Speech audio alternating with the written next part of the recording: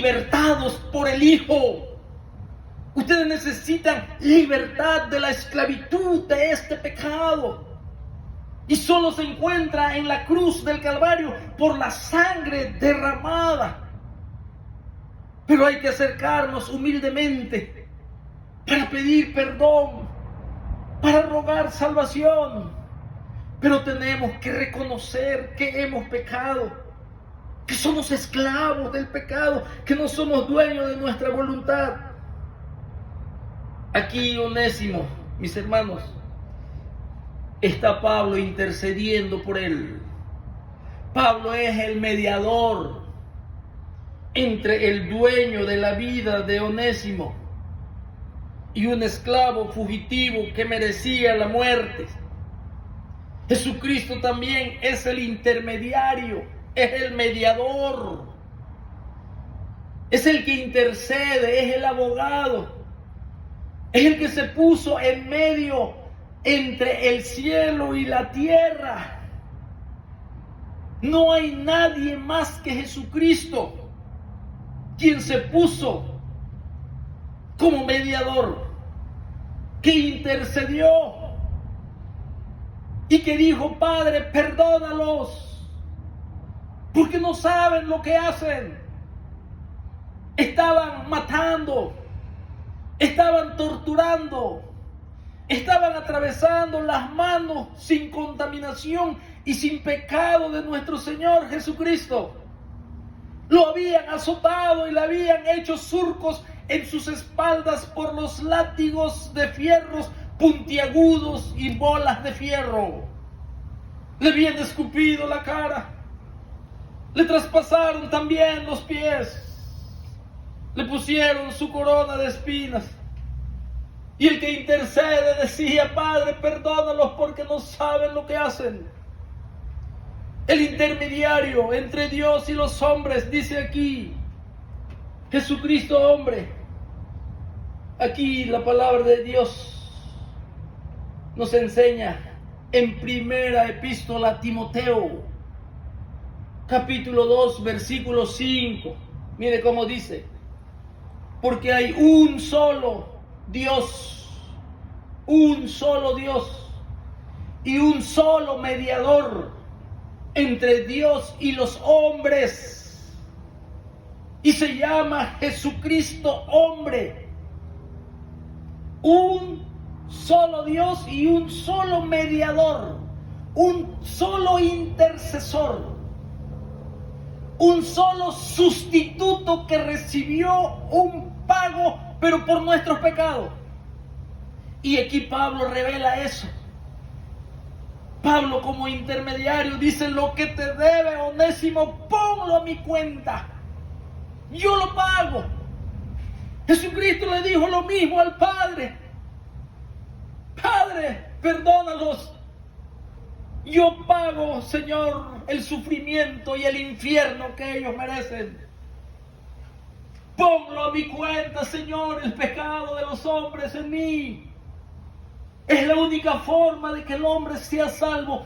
Hay un solo mediador, un solo nombre, y se llama Jesucristo hombre. La gente no quiere entender que hay un solo mediador entre Dios y los hombres. La gente toma lo que le conviene.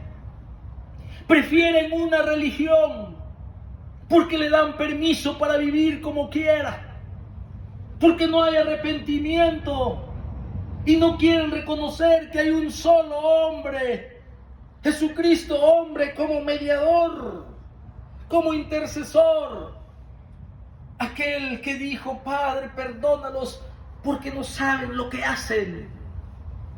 Es el mismo mediador que tomó nuestros pecados. El mismo mediador, como Pablo aquí está diciendo. Mira cómo dice aquí, mis hermanos, como dice la palabra de Dios en el versículo 17.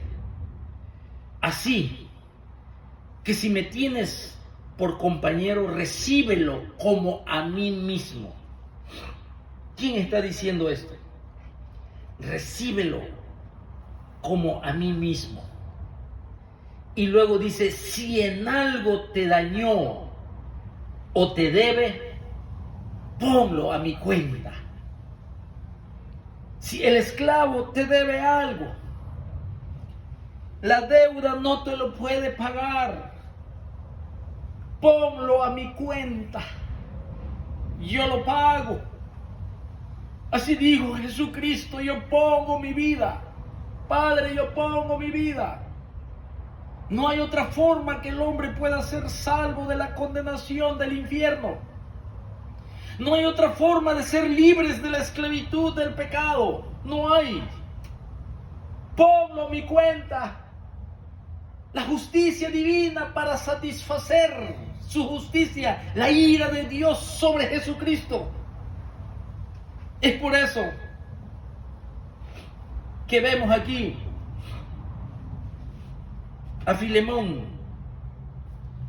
Filemón, mis hermanos, es una carta, uno de los libros más breves, que tiene un solo capítulo. Quizás no es muy apreciado este libro, no es muy conocido y a veces no es muy leído. Si tú no lees 25 versículos de Filemón, ¿cuándo vas a leer 66 capítulos de Isaías? Los capítulos de Jeremías o de Ezequiel, si no podemos leer Filemón, si ni siquiera lo queremos enseñar en las iglesias. Aquí, mis hermanos, vemos que esta carta de Filemón, mis hermanos, hay una ilustración. Esta carta ilustra la intercesión de Jesucristo en nombre de los creyentes. Lo que Pablo está diciendo, ahí vemos una ilustración, un cuadro, una figura de la intercesión de nuestro Señor Jesucristo por nosotros, cuando una vez éramos esclavos del pecado. La Biblia así enseña, esclavos del pecado como Onésimo. Mira que dice Tito, pero nosotros también éramos en otro tiempo insensatos, rebeldes, extraviados y mira, esclavos de concupiscencias. ¿Sabes por qué? Porque nosotros, cuando venimos a este mundo, venimos contaminados y corruptos por la herencia de vuestros padres y nacemos con una naturaleza terrenal, corrupta, pecaminosa.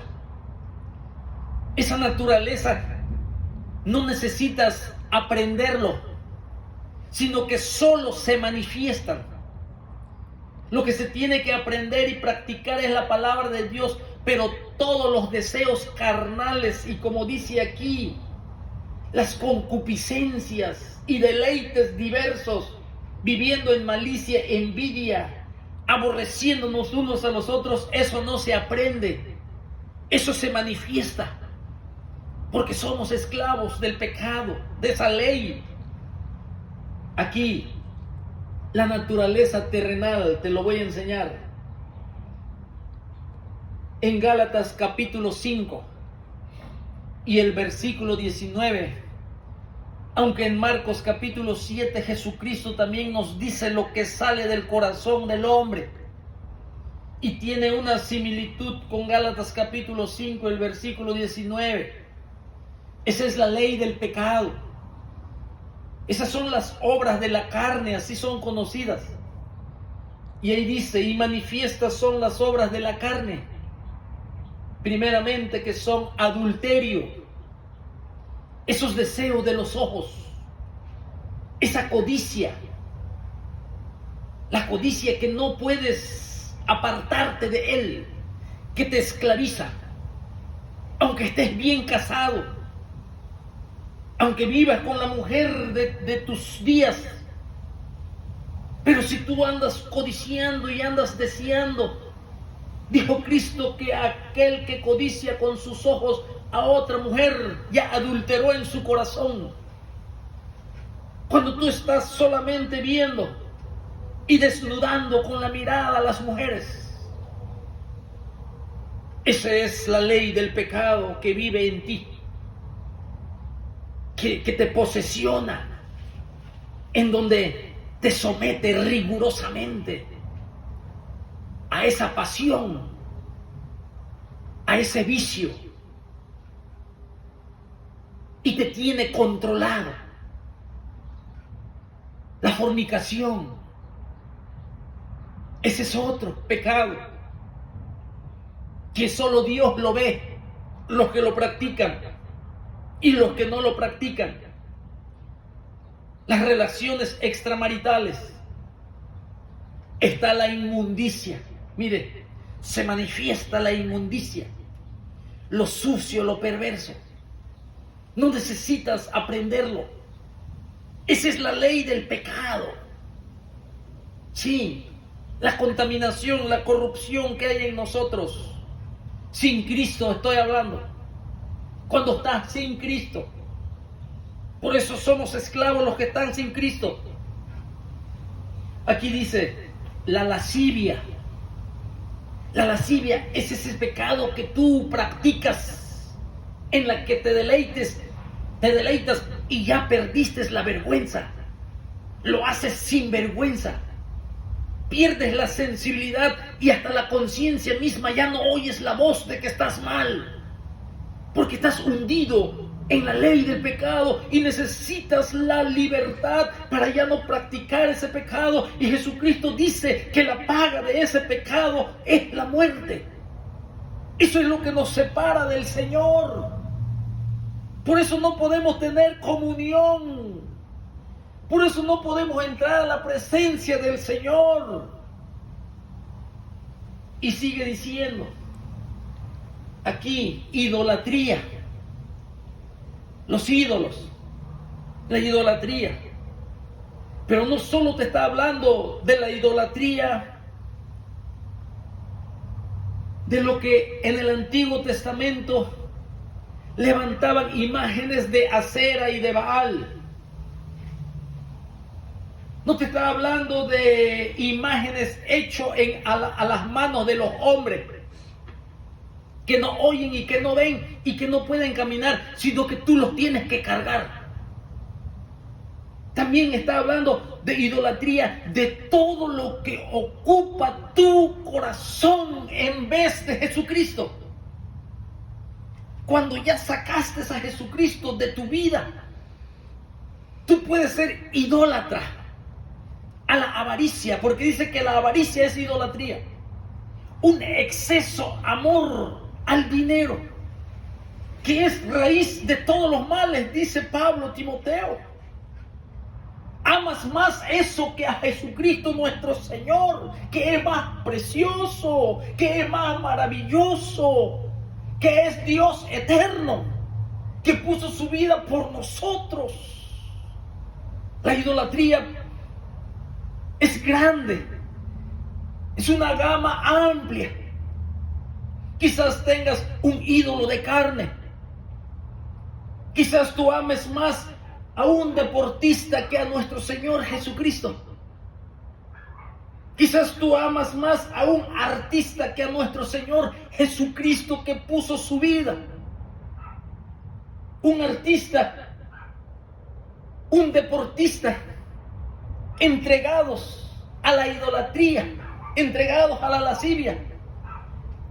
Y ese es el que vive en tu corazón, que te la pasas horas y horas contemplándolo, pero no quieres pasar ni siquiera media hora en la presencia del Señor, dándoles gracias por la salvación y gracias por el perdón de mis pecados. Gracias por venir a buscarme y a salvarme, porque yo estaba perdido. Pasar tiempo derramando tu alma con acciones de gracia y dándole alabanza, mis hermanos. Esa es la tristeza de hoy en día. La idolatría es amplio. Hay muchas cosas que ocupa el corazón del hombre en vez de que Jesucristo esté sentado en el trono de tu corazón.